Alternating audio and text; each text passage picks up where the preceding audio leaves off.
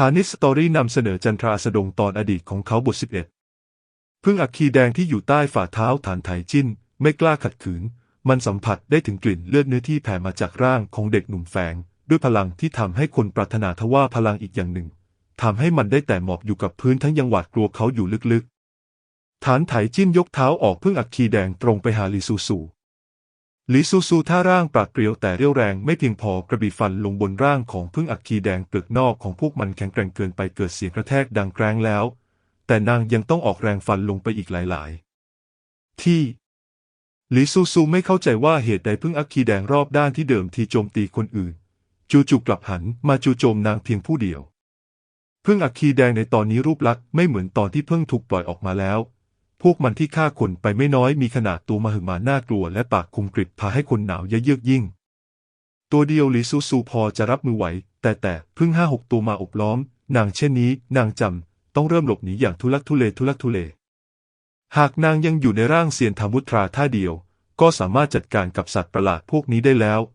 น่าเสียดายที่ตอนนี้นางอยู่ในร่างธรรมดาพริบตาเดียวก็ตกอยู่ในอันตรายคนที่นางช่วยไว้ก่อนหน้านี้เห็นนางตกอยู่ในสถานการณ์น่ากลัวก็ตกใจจนกวยอ้าวหนีไปฐานไถจิ้นดวงตาหรี่ลงแค่นเสียงออกจมูกนี่ก็คือโลกที่ผู้คนมีแต่ความเห็นแก่ตัวจิตใจมนุษย์ต่ำช้าทว่าอย่ายามมองหาความโกรธแค้นบนใบหน้าของลีซูกลับไม่เห็นอะไรเลยชุดคลุมกันลมสีชมพูของเด็กสาวตกลงบนพื้นกระโปรงของนางก็เต็มไปด้วยคราบดินกระนั้นดวงตาของนางยังคงกระจ่างบริสุทธิ์นางถึงขั้นมิได้มองคนที่หนีไปเหล่านั้นแต่จดจ่อกับการรับมือสัตว์ประหลาดตรงหน้าความครึ้มปกคลุมดวงตาของฐานไถจิ้นชั้นหนึ่งเหตุใดนางจึงไม่โกรธพวกคนทรยศเหล่านั้นมิใช่สมควรตายยามนี้เองความรู้สึกโกรธแค้นยากจะระงับอย่างหนึ่งผุดขึ้นในใจเขานับตั้งแต่เขาอุ้มเย่ซีอู้ออกจากรังโจรภูเขาศีสัตว์นางได้รับความกระทบกระเทือนนางก็เปลี่ยนไปไม่น้อยเย่ซีอู้ในอดีตอวดเก่งโหดเหี้ยมชวนให้คนนึกรังเกียจแต่บุคคลตรงหน้าผู้นี้กลับแตกต่างออกไปโดยสิ้นเชิงนางเหมือนสายน้ำที่ไหลลงมาจากหุบเขาเรื่อยเฉยใสสะอาดแต่กลับฟันไม่ขาดทำลายไม่ได้แค่มองดูนางความดำมืดในกระดูกก็เริ่มกัดกร่อนกระดูกเขาทีละนิดทำให้เขาสั่นสะท้านบัดนี้นางไม่มีประโยชน์หรือคุณค่าให้เขาหลอกใช้อีกแล้วสตรีโง่งมผู้นี้คิดจะใช้หนอนไหมไวสันกับเย่ปิงฉางเดิมทีตอนนั้นฐานไถจิ้นอยากให้เย่ซีอู้คลุกคลีใกล้ชิดกับชายอ้วนอัปลักษณ์ผู้นั้นแต่พอคิดถึงฐานะของนางเขาจึงตัดสินใจกลืนยาถอนพิษลงไปเองตามคาดเขาหลุดพ้นจากสถานที่อย่างวังหลวงโดยราบรื่นในเมื่อวันนั้นนางไม่ได้ถูกโจรภูเขาสังหารเช่นนั้นก็ตายวันนี้แล้วกันบุตรีของเยี่ยวเซี่ยวเสียชีวิตในจวนอองไม่ใช่จุดจบที่ดีมากหรือฐานไถจิ้นเหลือบมองหลังมือของตนเองเส้นเลือดเขียวดุดันปรากฏชัดเจนโลหิตไหลเวียนส่งให้หัวใจเขาเริ่มตื่นเต้นฮึกเหิมกระบี่ของลีซูกระทบกับเปลือกนอกของพึ่งอัคคีแดงจนร่วงหล่นนางหลบการโจมตีได้อย่างฉิวเฉียดจำต้องวิ่งหนีเข้าไปยังส่วนลึกของป่าทึบนางพยายามใช้ช่องว่างระหว่างต้นไม้สกัดร่างใหญ่โตมือหมาของพึ่งอัคคีแดงน่าเสียดายที่พวกมันพุ่งเข้ามาอย่างสเปซสปะกล้าหาญไม่กลัวตายชนต้นไม้จนล้มลงและติดตามนางไปฐานไถจิ้นเดินออกมาจากหัวเลี้ยวเหลือบมองทิศทางที่นางหายตัวไปอย่างเย็นชาก่อนจะเดินออกจากจวนอ๋องลีซูกำหน้าวิ่งลูกเดียวนางไม่ต้องดูก็รู้ว่ายามนี้ตนเองทุลักทุเลเพียงใดพึ่งอัคคีแดงตัวใหญ่หลายตัวไล่ตามมาข้างหลังนางไม่กล้านำสัตว์ประหลาดพวกนี้เข้าไปในกลุ่มคนจึงได้แต่วิ่งหนีไปในป่าที่ค่อนข้างวังเวงยามที่พึ่งอัคคีแดงตัวเท่าเล็บมือจัดว่าน่ารักมากทีเดียวแต่ของไม่ว่าสิ่งใดเมื่อมันเปลี่ยนเป็นใหญ่มหึมาย่อมดุดันน่ากลัวดวงตาของพวกมันเหมือนโคมไฟข้างในมีแสงสีแดงเข้มไหลลวนในปากยังมีฟันใบเลื่อย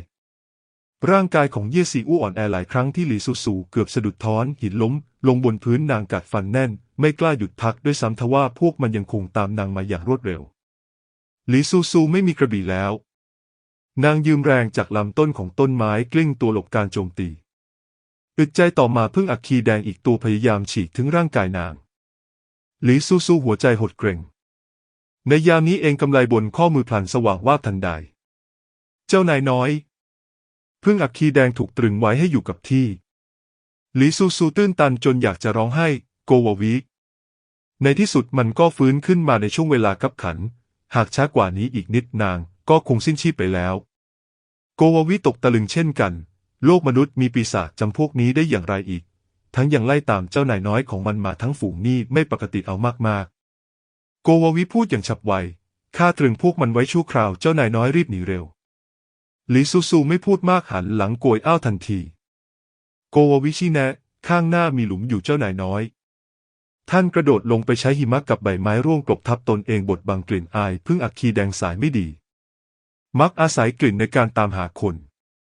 ไม่ผิดจากที่มันพูดไม่ไกลออกไปมีหลุมอยู่หลีซูซูกระโดดลงไปโดยไม่ลังเลแม้แต่นิดนางไม่สนว่าสกปรกหรือไม่หนาวเย็นหรือไม่รีบใช้หิมะที่ทับถมอยู่ในหลุมและกิ่งไม้แห้งกลบตนเองไว้ทันใด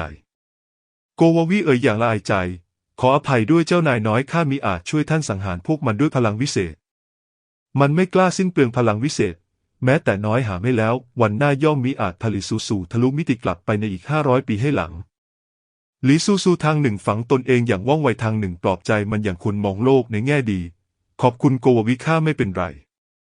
พึ่งอัคคีแดงพวกนั้นตามมาภายหลังอย่างช้ากว่ามากเมื่อร่องรอยและกลิ่นของนางหายไปพึ่งอัคคีแดงก็งุนงงอย่างยิ่งมันบินวนสเปซปาหลายรอบก่อนจะบินจากไปไกลหลีซูได้รับบทเรียนจากครั้งก่อนเนิ่นนานที่มิกล้าขยับตัวจวบจนโกวาวิบอกว่าเจ้านายน้อยพวกมันจากไปแล้วหลีซูจึงกวาดหิมะออกและปีนขึ้นจากหลุมมือเท้าของนางเย็นเฉียบแข็งทื่อหอบหายใจดังฟูโกวาวิตื่นขึ้นมาเพียงครู่เดียวก็เก็บประกายเข้าสู่ภาวะหลับไหลอีกครั้งหิมะที่ทับถมละลายอยู่ด้านในคอเสื้อของหลีซูนางหนาวจนตัวสั่นงันงกหักกิ่งไม้ท่อนหนึ่งพยุงร่างไว้และออกแรงเดินออกจากป่านางเองยังหาฐานไถจิ้นไม่พบส่วนคนของจวนแม่ทัพไม่มีทางเสี่ยงตายตามหาเขาในสถานการณ์เช่นนี้แน่นอนไม่ว่าเขาตายหรือนางตายล้วนทำให้ภารกิจล้มเหลวไม่แตกต่างกันหวังเพียงจอมมาในวัยเยาว์จะชะตาแข็งสักหน่อยอย่าได้ถูกปีศาจกระจอกสังหารเป็นอันขาดขอให้เขาอดทนไว้จนกว่านางจะหาตัวเขาพบในเวลาสั้นๆจวนเซวีนอ๋องกลายเป็นนรกบนแดนมนุษย์ฐานไถจิ้นเดินออกจากจวนเซียนอ๋องยังหาเยี่ยวเซี่ยวไม่พบจู่ก็ถูกองครักษ์ชุดม่วงหลายคนคุมตัวไว้แววตาเขาเข้มขึ้นแต่กลับสลัดอีกฝ่ายไม่หลุดองครักษ์ชุดม่วงจับคนได้แล้วก็พาเขาไปยังสถานที่แห่งหนึ่งบนเกี้ยวรูราแกะสลักลายวิหาก้าวเจ้าอ๋องที่สีหน้าย่ำแย่นั่งอยู่ข้างในด้วยสภาพผมเผ้ายุ่งเหยิงเจ้าอ๋องลุกออกมาพูดกับบุรุษชุดขาวผู้หนึ่งอย่างหัวเสียอวีชิงเชื้อผสมผู้นี้ก็คือเฉลยศึกของต้าโจเจ้าจะถามอะไรก็ถามเถอะบุรุษชุดขาวถือพัดจีบยิ้มประสานมือขอบคุณท่านอ๋องเจ้าอ๋องโบกมือความตื่นตระหนกในแววตาและท่าทางยังไม่จางหายไปหากมิใช่เพราะเหมือนเครือของเขาอวีชิงตอบสนองอย่างทันท่วงทีนำคนคุ้มกันเขาถอยออกมาเขาคงถูกของปีศาจพวกนั้นเจาะสมองจนทะลุแล้วเขาไม่ใช่เซียวหลินที่มีวิชายุทธล้ำเลิศในสถานการณ์เช่นนั้นหากเคลื่อนไหวช้าสักหน่อยต้องหนีไม่รอดแน่แม้จะเป็นเช่นนี้เขาก็ยังเสียองครักษ์พลีชีพไปจำนวนหนึ่งกว่าจะหนีออกมาได้ความเสียหายครั้งนี้ทำเอาเจ้าอ๋องปวดใจเกินทนชื่อจือผู้น้อยอวิชิงบุมบามเชิญตัวชื่อจือมาเพราะอยากถามคำถามชื่อจือสักเล็กน้อยฐานไถจิ้มเก็บสีหน้าชั่วร้ายเย็นชามองอวิชิงแล้วกล่าวเจ้าถามมาเถอะอวิชิงคลี่ยิ้มหากผู้น้อยเดาไม่ผิดพึ่งอัคคีแดงพวกนี้เล็ดลอดออกมาจากวังหลวงแคว้นโจวของพวกท่านกระมังฐานไถจิ้นตอบด้วยความฉงนสิ่งที่อวิเซียนเซิงพูดมาข้าไม่รู้เรื่องสักอย่างเด็กหนุ่มหลุกตาลงน้ำเสียงแผ่วเบาข้ามาเป็นตัวประกันที่ต้าสย่าตั้งแต่6 ขวบวันนี้ก็เพิ่งเห็นสัตว์ประหลาดพวกนี้เป็นครั้งแรกอวิชิงมองประเมินเด็กหนุ่มอ่อนแอผู้นี้เช่นนั้นผู้น้อยขอทราบได้หรือไม่ว่าชื่อจื่อหนีออกมาจากจวนเซวีนอ๋องได้อย่างไรกันข้าซ่อนตัวอยู่ตลอดภายหลังหนีออกมาพร้อมครอบครัวของใต้เท้าส้มอวีชิงขมวดคิ้วใบหน้าของเด็กหนุ่มตรงหน้ายังเจือแววหวาดหวั่นอยู่หลายส่วนคำพูดของเขาก็ไม่มีช่องโหว่หรือว่าตัวประกันแคว้นโจวผู้นี้จะเป็นหมากที่ไร้ประโยชน์ตัวหนึ่งจริงๆมิได้รู้เรื่องสกปรกเหล่านั้นของราชตระกูลแคว้นโจวแม้แต่น้อยเจ้าอ๋องพลันลุกขึ้นใช้เท้าถีบไปที่ไหล่ของฐานไถจิ้นไหล่ของฐานไถจิ้นเกิดความรู้สึกเจ็บหนึบสุราคารว่าไม่ดื่มจะดื่มสุราลงทันรู้อะไรก็รีบบอกข้ามาให้หมดอย่าคิดว่าข้าไม่รู้นะพวกเจ้าแคว้นโจวเตรียมตัวเปิดศึกกับต้าสย่าของข้าแล้วเจ้าอ๋องยกเท้าขึ้นเหยียบนิ้วมือของฐานไถจิ้นที่วางอยู่บนพื้นอย่างโหดเหี้ยมเจ้าเป็นเพียงเศษสวะชิ้นหนึ่งข้าบีเจ้าให้ตายยังง่ายกว่าบีมดตัวหนึ่งด้วยซ้ำไปเจ้าอ๋องวิชายุทธไม่ได้เรื่องแต่การลงทันทรมานคนกลับเชี่ยวชาญทีเดียวพอเขาออกแรงที่ใต้ฝ่าเท้าข้อกระดูกของเด็กหนุ่มก็เกิดเสียงดังฐานไถจิ้นถูกอีกฝ่ายเหยียบกระดูกนิ้วมือจนแตกอวีชิงเลิกคิ้วทว่ากลับมิได้อะไร ยามนี้ต่อให้ฐานไถจิ้นเป็นผู้บริสุทธิ์แต่เจ้าอ๋องสูญเสียมากมายเพียงนั้นสภาพทุลักทุเลเช่นนี้ย่อมต้องหาคนระบายอารมณ์อยู่แล้วใบหน้าของฐานไถจิ้นแนบติดกับพื้นหิมะจังหวะที่เจ้าอ๋องเหยียบนิ้วมือเขาจนแตกละเอียดเขาครางเสียงต่ำหมอกดำในดวงตามืดทะมึนฐานไถจิ้นเกลียดชังร่างกายนี้ของตนเองที่อ่อนแอถึงเพียงนี้เขาเกิดมาพร้อมเลือดเนื้ออันแปลกประหลาดสิ่งชั่วร้ายหวาดกลัวเขาเลือดหยดเดียวของเขาก็สามารถฆ่าสัตว์ประหลาดได้กระนั้นตั้งแต่เล็กเขากลับมิอาจฝึกยุทธแก่นกระดูกแย่เป็นพิเศษแม้กระทั่งกากเดินอย่างเจ้าอ๋องยังสู้ไม่ชนะหากว่ายังอยู่ในจวนเซวีนของเขาแค่กระดิกนิ้วมือก็สามารถให้พึ่งอัคคีแดงสังหารพวกของเจ้าอ๋องทั้งหมดได้แล้วทำให้เจ้าอ๋องหล่ำไส้ขาดหน้าท้องทะลุมิได้ตายดีทว่าเวลานี้เขาอ่อนแอยิ่งนักเป็นเหมือนมดดังที่เจ้าอ๋องพูดจริงๆเจ้าอ๋องต้องการระบายอารมณ์พอคิดว่าเจ้าสิ่งชั่วร้ายน่ากลัวพวกนั้นมาจากแคว้นโจวเขาก็มองเด็กหนุ่มใต้ฝ่าเท้าด้วยแววตามืดทะมึนและหัวเราะเสียงประหลาดหนึ่งทีเจ้าเชื้อผสมผู้นี้ยังเป็นถึงองค์ชายแคว้นโจวด้วยซ้ำแต่กลับทำได้เพียงหมอบอยู่แทบเท้าเขาข้าเห็นหลายปีมานี้จื้อจือมีชีวิตที่ไม่เลววันนี้ในงานเลี้ยงบุคลิกทุ่งทีไม่ธรรมดาข้าเกือบจำเจ้าไม่ได้แน่จื้อจือเป็นคนที่ลืมไมตรีในการก่อนแต่ท่านอ๋องเช่นข้าหาใช่คนเช่นนั้นไหมเจ้าอ๋องแยกขาทั้งสองข้างเลิกอาภรณ์ขึ้น